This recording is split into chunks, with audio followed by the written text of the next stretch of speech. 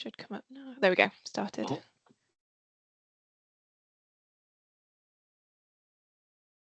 So, as you know, part of the backstory for CQC Pro is that it's about driving improvement. So if you carry out a self-assessment, you do your Regulation 17 obligations, you evidence compliance with the quality statements, then remains the question, what you're going to do about it. So unless you're absolutely outstanding in every area, it's very likely that sooner or later you're going to want to take some sort of action. And the point is, if you don't capture the action in something like CQC Pro, despite your best intentions, you might find that it doesn't get done. So that's really why people would be encouraged to capture action plans, even little things, because it's a way of making sure they have visibility, they can be reported on. And you can also then take advantage of the functions in CQC Pro to remind you and alert you when action plans are due for review. So typically, and you can create action plans for any reason, but typically it will be in response to evidence that you're not compliant for whatever reason. So what we might be looking at is, have we rag rated a particular standard red, as in this example? What is the evidence saying? Oh, it's not so positive, we need to do something here. So your counterweight, if you like, to things that need to happen is to then create an action plan. So the tick is the action plan, the magnifying glass is the evidence. In this example, it would create an action plan linked to the particular quality statement I was working on, which is R3. And all of the collateral that goes with R3, like the assistant, further information like the regulations, is all still accessible, even though in this case I'm now working on a plan, not working on evidence per se. Action plans involve multiple people, or can involve multiple people, whereas evidence always has one owner. An action plan has an owner, but then can be applied to other people. So I'm going to create an action plan. I'm going to start by risk rating the plan, just to give me a view of how urgent it is. And we'll call it plan to improve R3. I can set a reference number, which is just sort of for my internal purposes.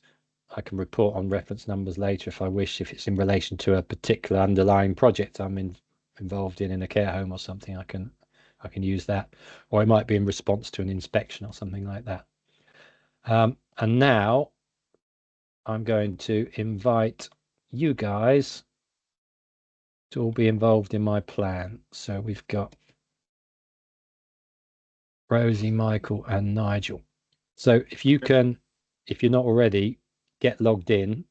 You'll see the other side of my action plan when I've created it, because you'll be notified and you'll have a task to do.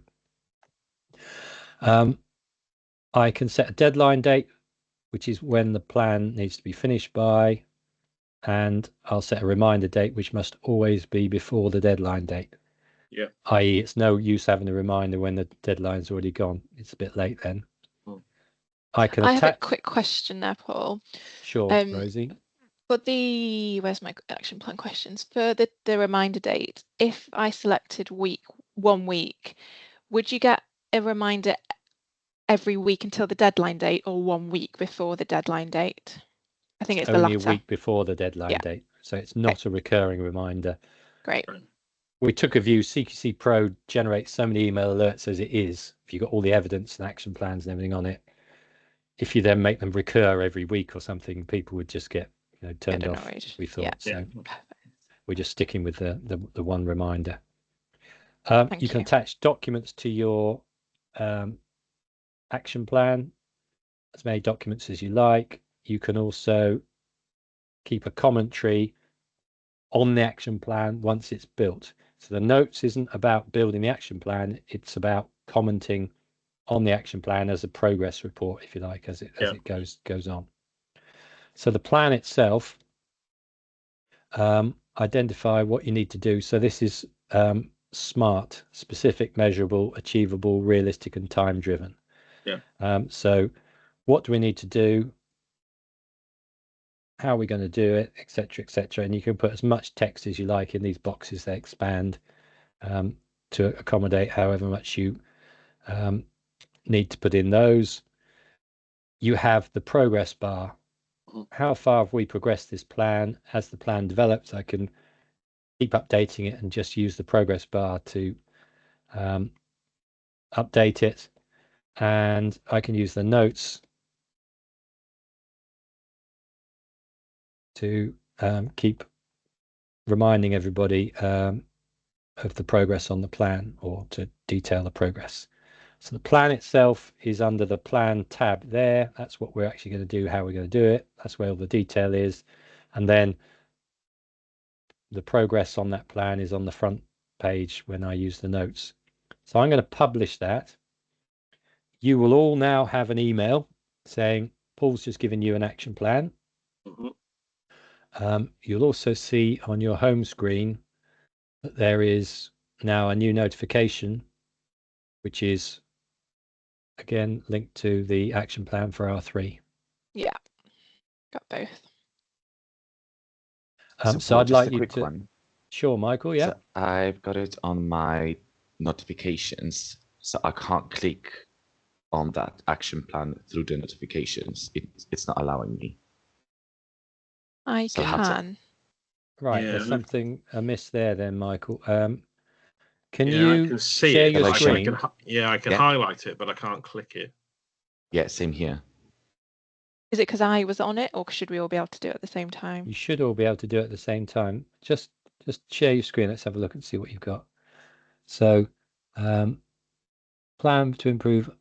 Right. Okay. I'm clicking I know everywhere. what that is. You're not on the site that the action plan is attached to. Right. Okay. So if we go on to change sites. that to And make sure you're on the site for the demo. Was it community? it was the community, the demo community services site. Yeah, because So- I've anchored my residential one as the main one. Okay. Aha! I'm in. Isn't it good to have the guy who does support on the call at the same time? Here we go. Just stay, Perfect. Paul. Just stay. Yeah. Where's he coming on? We'll pay you. So you can see some options for things you can do. So if you open that plan, I'd like you to confirm you've read it, and then add some progress notes to that plan. Just any old thing, but just say something. And you can also use the progress bar to say you've got 50% done or something. So is it in the notes that we're adding, or is it in a plan? So on the plan, I think there's a progress. Is it? There's an option to progress the plan. So click the progress button, and you can then add notes and use the progress bar.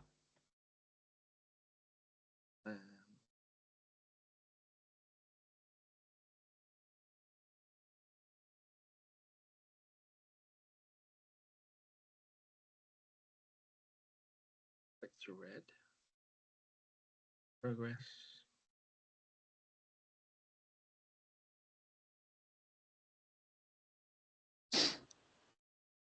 Oh, Rosie, you marked yourself as 100% already. I know, I slid it too far there. So once I've done that, Paul, I thought I went to 50, but I must have kept sliding. I can't see the progress bar anymore. Is that because I've got it to 100? Yeah, so 100% you're saying it's complete. Right. Okay. Now I can reassign it to you, I think, to reopen it. So can you see on my screen now? I've got a reapply. So where somebody's done 100% by mistake. Yeah. Or they said they've done it, and I don't agree with them. I'm going to ask them to do it again. I can just reapply it to you, and then you can go in again. That's cool. So each individual person can do their bit and say where they're up to on their bit, rather than a overall percentage completion. I didn't realize that. That's great. And as you can see on my screen, Michael's outlined his plan ABC, very, organized. Detailed. Michael, like that. Very good. Nigel's just done some things, and Rosie completed it all in one Well, I go. haven't Bang! finished This is it, so brilliant. I've actually been quite realistic and only marked myself at 20%, unlike you two. Yeah. Yeah, I've done it. Yeah, all right. Yeah.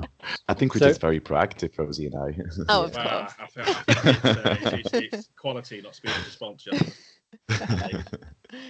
So as an owner of the plan, I can now make a judgment. So I can see, right, we're making some progress there, and overall, I'm going to say now we're 40% done. Okay, so the owner does an overall judgment. Yeah, so the owner has ultimate responsibility. The owner is the only one who can sign off the final plan and say it's done. So, yeah, the owner is in control of that that plan all the time, really. If I made a change to the status, or if any of you made a change to your status, the owner is notified by email. So I would get an email to say Rosie's finished her bit, or Nigel's done 20%. So it's keeping a sort of running commentary on the plan all the time. And then I just go in, open the plan, click the edit button, and I can see the progress. And then when I'm absolutely happy it's all done, oh, by the way, there's the read list. Yeah. And I can see against each of you that you've all read it, which is also good. And stuff, yeah. I didn't see your action plan. Well, because if you remember, you had to physically say I'd read it, so you can't accidentally have read it. I've read that action plan. So I'm now going to publish that. That's fine. In fact, there's one here, previous one that Michael was involved in, just to show you what happens when you finish a plan. So I'm going to say all done, 100%. Maybe add a note, say complete. And when you sign it off, all the users involved in that plan have their actions taken out. So you would no longer see it, Michael, in your to-do list, because it's now done and finished. Got you. If you refresh your homepage, you'll see that particular action plan has disappeared. However, at some point, you might want to do something similar again. So, or you might change your mind and think, well, I didn't really actually mean to complete that action plan. I didn't do it all. So it will keep a copy of everything that you've signed off and give you options of undoing the sign off or deleting it permanently down here. You delete it if you archive it and delete it. So I'm going to undo the sign off. It's now not showing as a finished action plan. It's still live. I need to update the fact that it's not 100% done, so I'd probably do that at this point. And then every time you make a change to your action plan, just publish your changes. You've still got draft, just like evidence. You can save as draft if you're working on something and you don't want to say it's a live action plan. So we've got clients in the NHS with 50 users who have monthly meetings to discuss all the action plans they do on this system around PAN in particular. So where it's used, it can be really heavily used, almost more than the evidence, because actually the evidence is more static. The action plans are always ongoing and evolving. That's more. So in other areas, like with care homes and dom care, they're struggling enough just getting their evidence up to date. Action plans can be few and far between. So it really depends on the user, but I like to show the action plan in every demo, at least briefly, to let people know it's there. And if they, depending on the audience, if they're more interested in action plans like the NHS guys, then I might spend a bit more time and maybe do something like I've just done there as a demo, create that sort of scenario where you've got lots of people involved in a plan. Perfect. just so you're aware, you can create action plans at different places in the software. So under the assurance menu, where you're looking at all of your standards, you might have spotted it, add generic action plan. Yep. So that's for the scenario where I don't need it linked to a quality statement. It could be for any purpose I like, but I just want to capture that action. So I can build the plan. It doesn't have the collateral like the assistant and things because it's not attached to a quality statement, but you can still build a plan, still apply it to colleagues. So it could be a complete non-care related thing. You know, I'm just going to buy a new car or something. So I'm going to put a reminder to myself to do it. Holidays. Yeah, I'm going to put my holidays. I think Michael's got that on the brain. Haven't we all? So you can do action plans there. And when we come onto it in more detail, when we look at the surveys, you'll also see where surveys have been responded to, or audits, or any other forms that have been built on the system. If you look at the survey response, there's also an option to create an action plan there. So in that scenario, somebody's written something, their comment is concerning, I want to capture it. Or maybe it's just the best survey response ever and it's really brilliant news. Again, I'm going to create an action plan because I'm going to tell marketing all about it and we're going to get it on our website or whatever we're going to do. So, and if it's a form like an audit, so I built an audit on the system and my audit has uncovered that we've got a problem in one area or another. Again, you can use the action plan function to do something about it and capture the actions. So same rules apply. There's my audit, and audit, I need to do this, that, or the other, depending on what the comments and actions were. There's a section in the audit for that. That's really good. I think the audit's a really good place for them to focus on doing action plans because you've identified gaps straight away, haven't you? And you can then fill those gaps. So I think it's a good point because quality assurance is about, I call it the helicopter view again, looking down what's going on a daily basis. Whereas an audit is, I poked around in the kitchen and I found that the fridge temperature is 10 degrees too warm. What am I going to do about it? So that's an instant impact, something you act on right now. So an action plan on that audit, it's probably more serious than an action plan that we're going to repaint the kitchen from yellow to green or something, So there is that urgency attached to the document side of things, which you don't necessarily have so much with the quality assurance side of things. From a reporting point of view, go to report types and under their action plan listing, if you run the action plan listing, now you can search action plans. So if I want to know every action plan that Mike was involved in, I can just select the criteria for the users. I can select the status. And I can just run that report. So this will show me all Michael's action plans. You'll see I'm performing really well. A few reds there, mate. But we'll get there. Yeah, because I identified some gaps. Exactly. Very good. So I can see who the owner is. So Michael owns one plan. I am owning these three here, which are need updated. Michael's nearly done his bit, but I can still click into the plan and update it from the report. Yeah.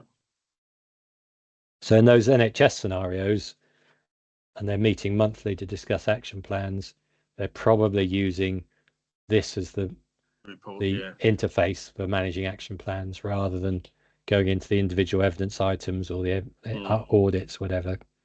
They just want an overarching view. What's happening with all my action plans? Well, there you go. There you are. And if you want to, you can export that together with any additional of the collateral that goes with it. So if you open that file, as you can see in the zip file, the things that have been attached to that action plan are still there, or to previous action plans are all linked there. Right. in that zip folder, and then you can just open the action plan spreadsheet, and it will have all of those action plans in a spreadsheet. There we go. Great. Yeah, that's quite useful. Just sort of, a letter has appeared through my letterbox, so of course the dog's gone mental. That from like you said, from an NHS perspective, just from the amount of MI you can extract from it, that export functionality is really quite impressive.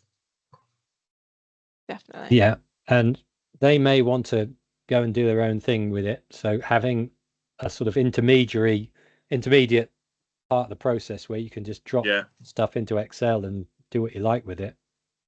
Because they might say, well, I want a different report than one of the standard ones. Well, yeah, fill your boots, export the data and go. Export the data, go and play around with it however you want. Yeah.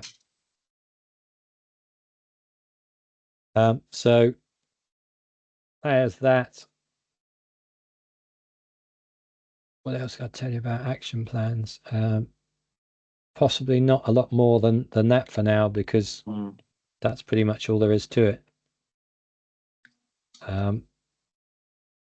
Michael, it's now nearly on the hour, so we're probably done with you.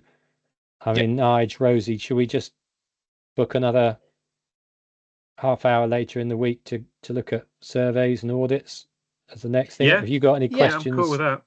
Yeah, Rosie. Or you can guys just record the session till the end, and then I'll just rewatch it. It's up to you guys, whatever you prefer. Well, I've got half an hour, so if you want to, I can stay. I don't mind staying on for half an hour. What are you okay with that, Rosie? I'm fine with that as long as Michael's you're okay with that. Yeah. That's absolutely fine. Yeah, I'll just watch the video. So yeah, thanks so much, guys. Should download in the chat thing afterwards. So, yeah, perfect. No worries. Speak to you later.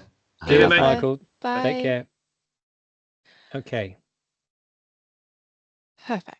So the three sort of key elements of CQC Pro, if you remember, were the self-assessment, the feedback, and then the numbers, the KPIs, the data. What's that telling you? So by doing the evidence, the action plans, we've sort of done the first bit. Yeah. The second bit would be the feedback, typically. So we then look to spend some time on the survey. So I would be demoing at least one of the surveys and talking about what the capabilities of the survey tool are. Yeah. So survey audit menu, and you can see some of the surveys just have never been filled in. They've got no responses, and they might have been just created when I've been demoing the survey tool. I like the staff survey just because it's something that they would think they could easily send out, because it's a static audience, if you like. They'll know their staff's email addresses. It's easy to get it out. Whereas relatives and friends, they might have all sorts of different email addresses for people, and some don't have emails. How are we going to get these surveys out? So I think first thing to talk about is just how do you send a survey out, regardless of what the survey is. And the options are the share button, which is where you normally start.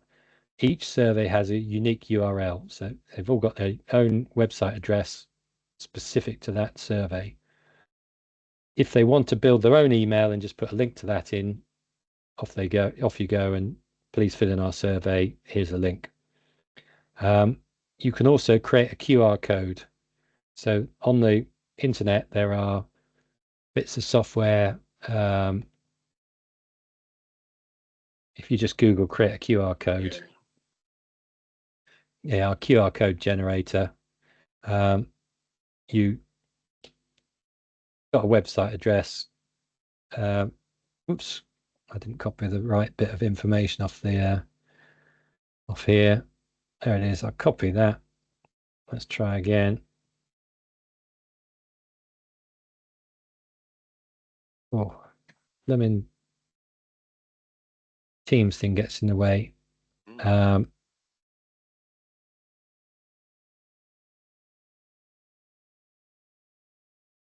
There it is. There's your QR code. Awesome. Cool. Now, QR QR code surveys, they're all preloaded up, aren't they? Yes. Yeah, fine. Okay. The beauty of a QR code is obviously somebody can just wave over it with their iPhone or whatever and open it.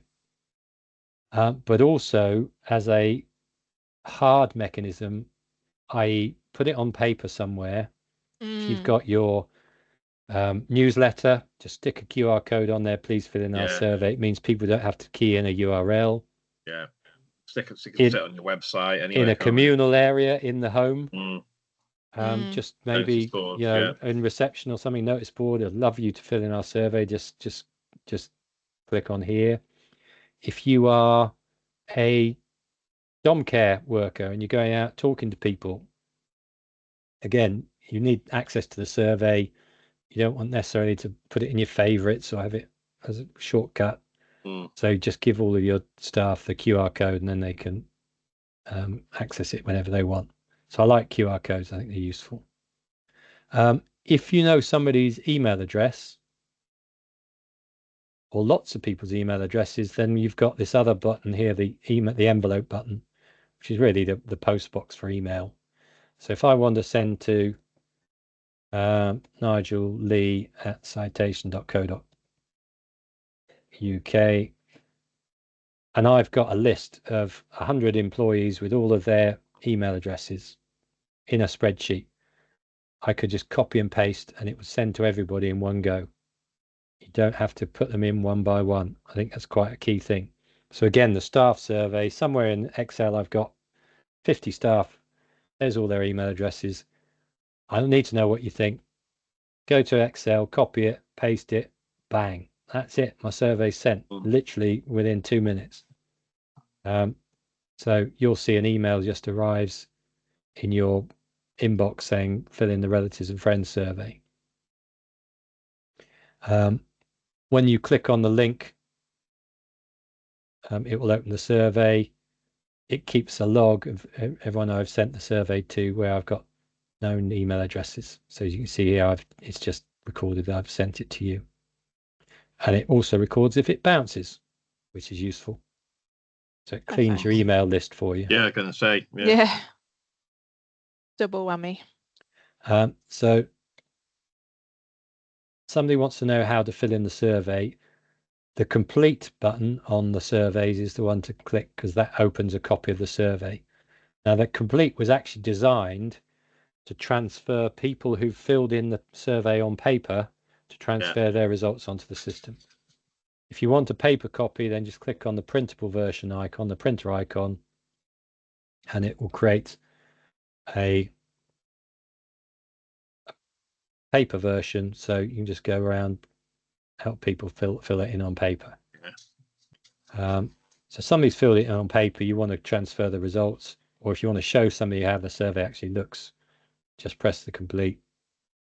Yeah.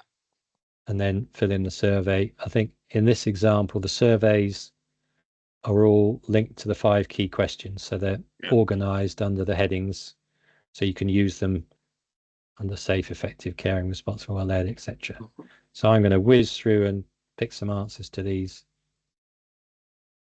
You don't have to fill in every section. You can just go to the end if you like. Okay. Now, people quite often ask me if they are anonymous. And it's really up to whoever sends the survey out. It's all optional then, yeah. Yeah, it's optional. So the standard ones make it optional. You can put so somebody would add their details if it's like a cry for help, wouldn't it? So I'm Paul K.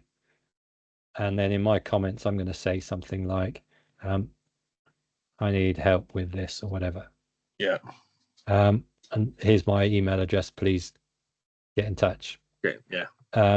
Or alternatively, I don't want you to know who I am because I've said loads of horrible things about you. So I'm going to leave it all blank. The date field is optional, but for context. And then we have this I'm not a robot thing, which a lot of things have to prevent phishing and all that sort of stuff. But click on all the pictures with bridges.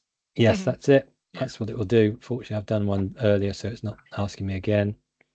So, Paul, with if you build a survey, you can choose for them to be not anonymous. Yeah. Okay. So you could make any field mandatory or optional. In this case, they're all optional. But if you made it mandatory and made contact name a mandatory field, so more likely, say in an audit where you want to know for sure who has filled in an audit.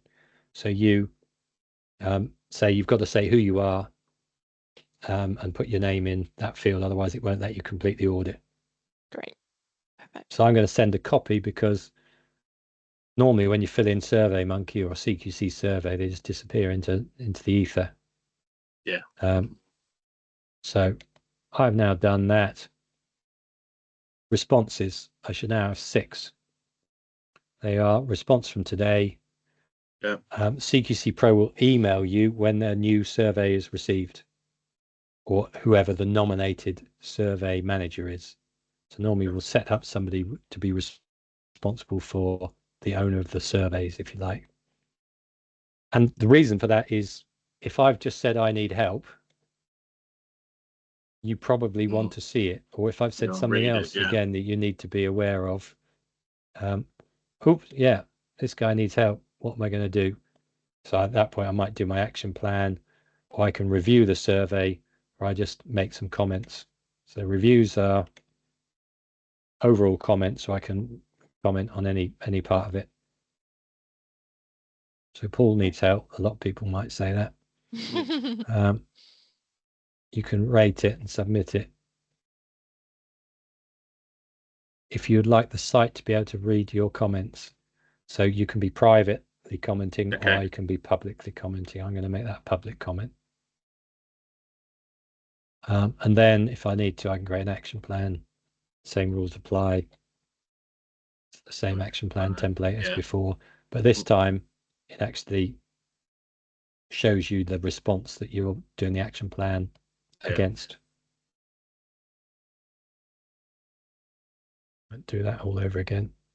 It's kind of like a thought dump, a little bit of your thoughts based on the survey, which you can share publicly or not, and then you can lead on to create an action plan. Yeah. So I've now got 6 survey responses. Looking at them individually, all well and good, but it's not really telling me very much. So, and by the way, where there is an action plan, you can see there's a little tick appears. Yeah. On that review, on that sort of summary panel.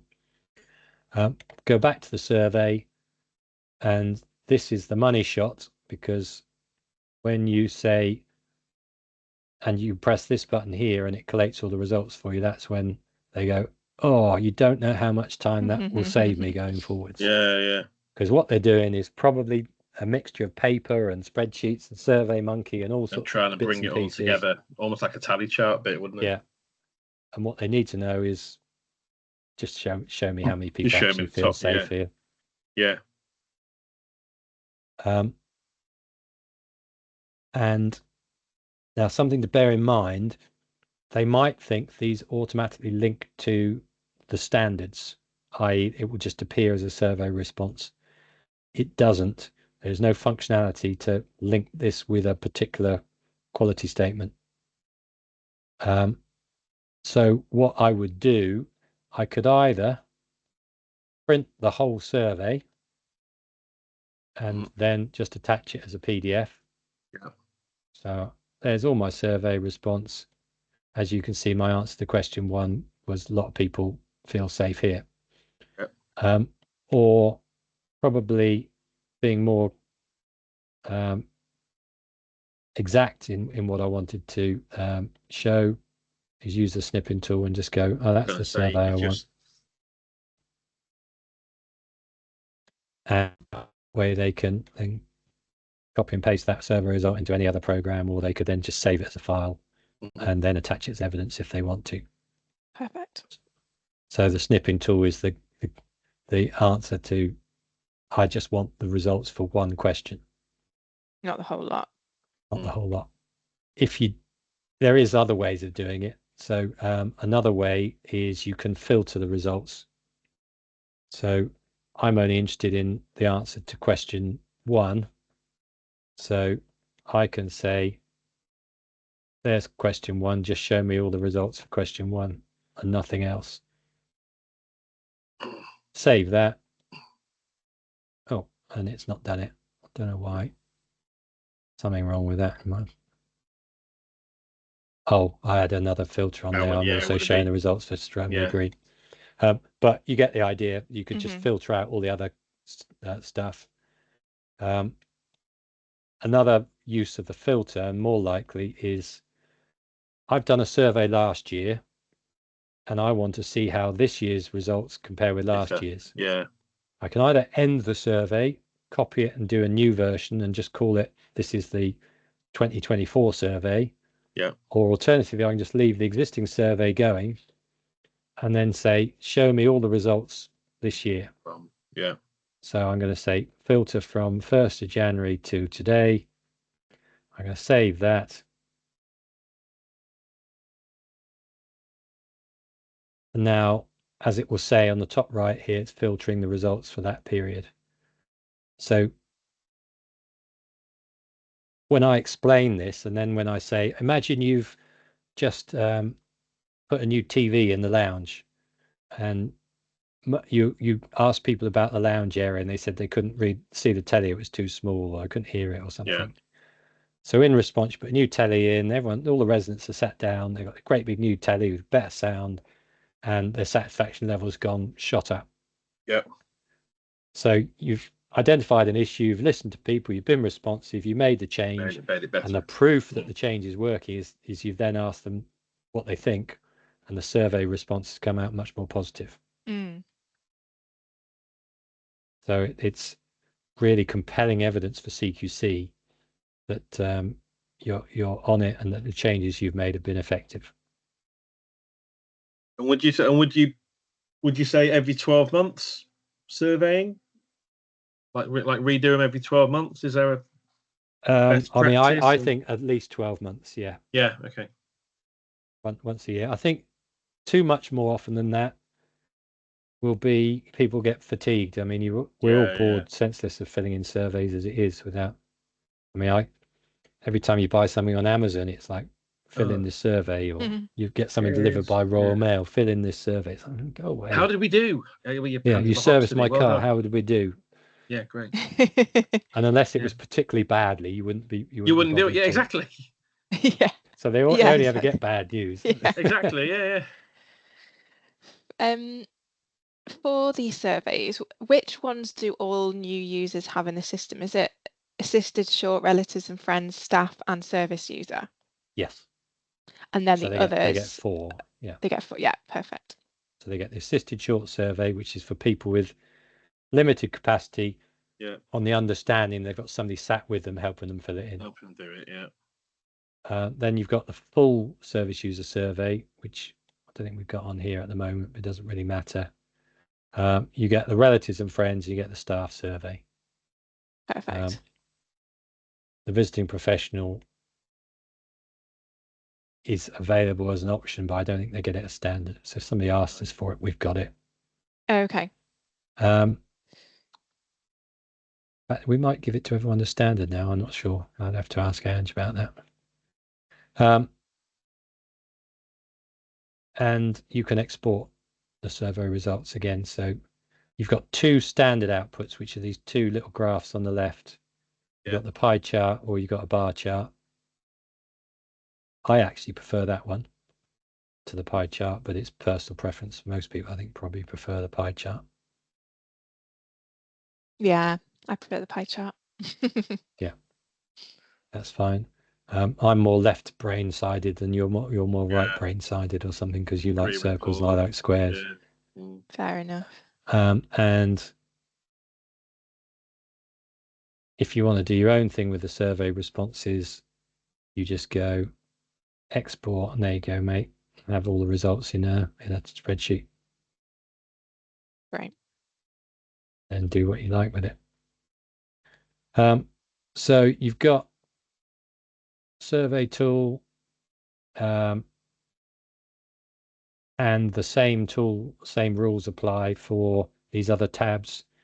So for audits, people can build audits. We don't supply audits other than for each of the areas there is a checklist linked to the key question.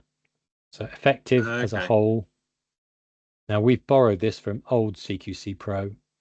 So these references are out of date. They refer to the old CQC Pro. Oh, okay. But people, we do have people who use them, and they said, oh, we'd just like to carry on with this. And as a detailed overall view of effectiveness, I don't think it's too bad. No. There's a lot of detail in there. So they are there. You know, just a checklist on the policies some people quite like.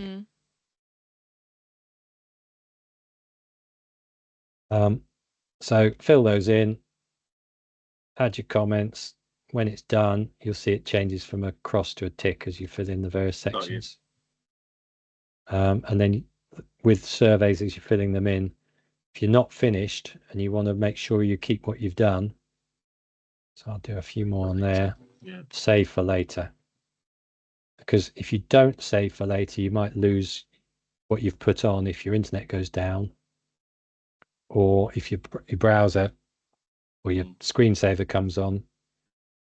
If you lose the session, if you lose the connection to our servers, it will be held on your screen, but our server won't know about it. So the way browsers work, until you commit data to the server, it's just going to be looking at your screen. It'll be holding it in the local cache of your local machine, but it won't be on our server.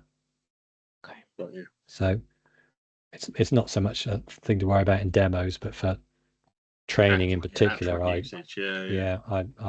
always sort of highlight that. When your surveys or your audit's done, submit it, and that submits your response. If there's anything mandatory, like this field is required, it will show in red, and that makes that disappear.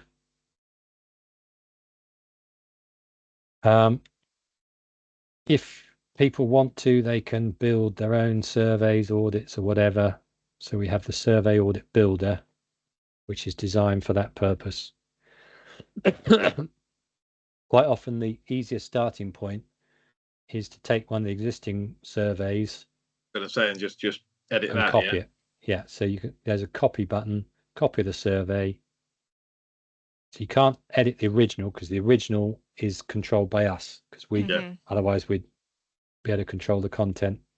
But if they want to control their own content, then copy it, and then they've got lots of things they can do. So they can select an owner, somebody who gets reminded when it's due for review. They can set a date. If they put a start and end date and try sending the survey beyond the end date, it won't let them. It will just say, a warning would say you can't, you've passed the end of the survey. So that's kind of if it's a specific, not a specific thing, but something you don't want to go on forever and ever. It's just in a set window. Yeah, so a once only type of survey rather than a. I was gonna say it would almost seem like it would be the exception rather than the norm, that wouldn't it? Because I could see people, they'd go, well, why do I want to build something up myself when they exist here to an extent? Yeah, like you said, that would normally just be like a one-off. Here's what we need to do quite quickly. Then. Yeah. Right. Or we're holding a vote on who do you think the next manager should be.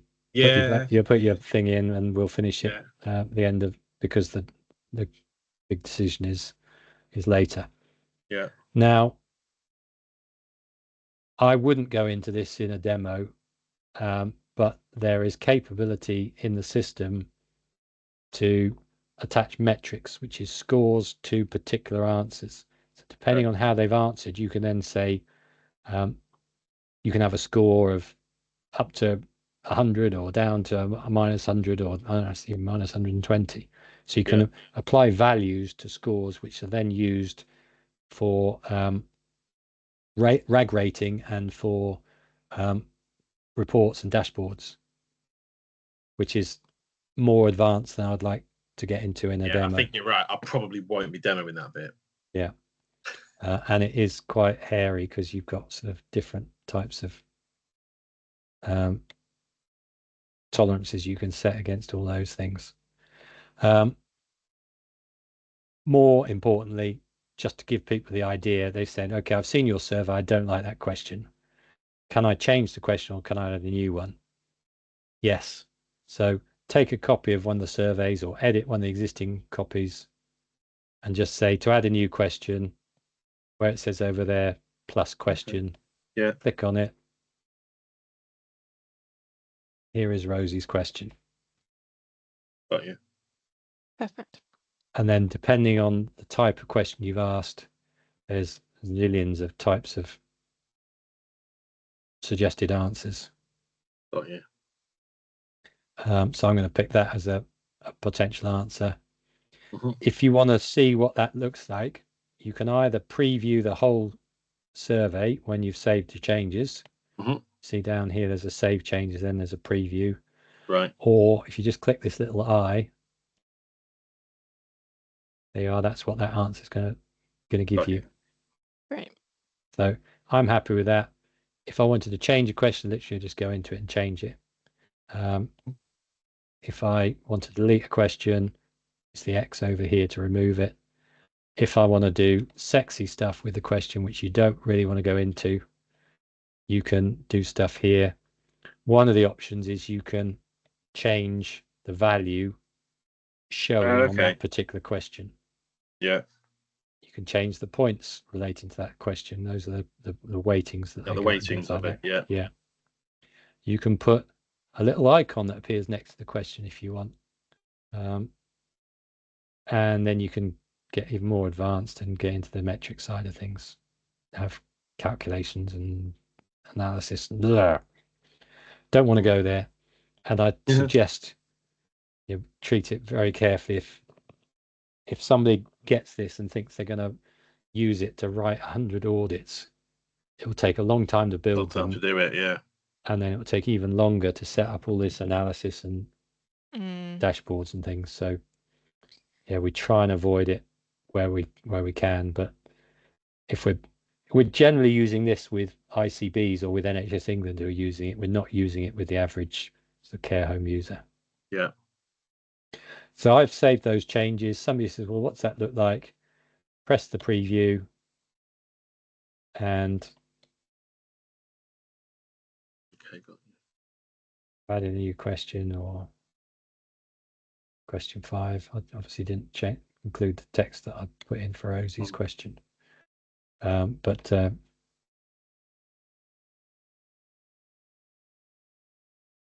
why is that not there? It's something to do with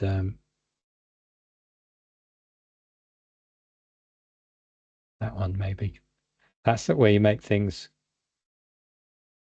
mandatory or not, is the question. Oh, okay, yeah.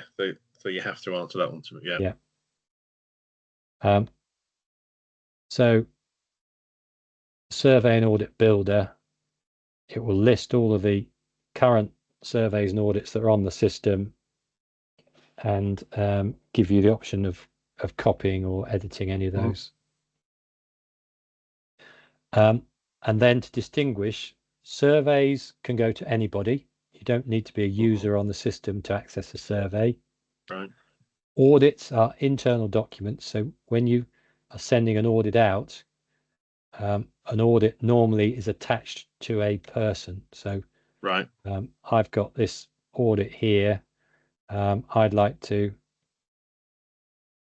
set up a schedule and I'd like this user to fill it in this regularly. So you can automate it. So the auditors are attached to people, surveys aren't. They're just anybody will do. The other thing with audits is you can link the audit to a particular standard.